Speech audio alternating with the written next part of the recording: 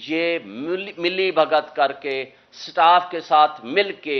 جن لوگوں نے اس ایکٹ کو پاس کرایا ہے، نہ صرف وہ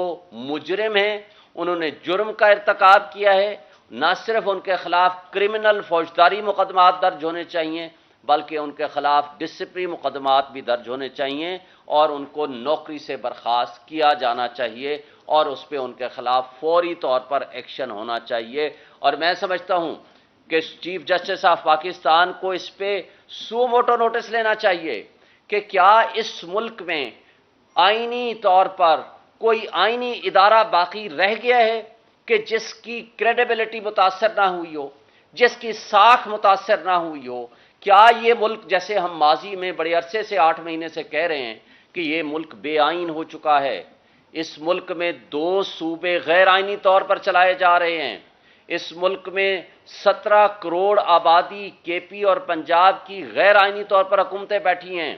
ان الیکٹڈ ریپرزنٹیٹیو سی سی آئی میں بیٹھ کے فیصلے کرتے ہیں، تو لہٰذا یہ جو کچھ طریقہ واردات اڈاپٹ کیا گیا اور اس کے ساتھ ساتھ الیکشنز کو ڈیلے کرانے کے لیے جو حربے استعمال ہوئے ہیں، وہ ساری چیزیں اب آپ کو سمجھ آ جانی چاہیے، قوم کو سمجھ آ جانی چاہیے کہ یہ طرز عمل اس لیے اڈاپٹ کیا جا رہا ہے تاکہ پاکستان میں آئین کی بالادستی اور قانون کی حکمرانی کا جو ٹرو سپرٹ اور جو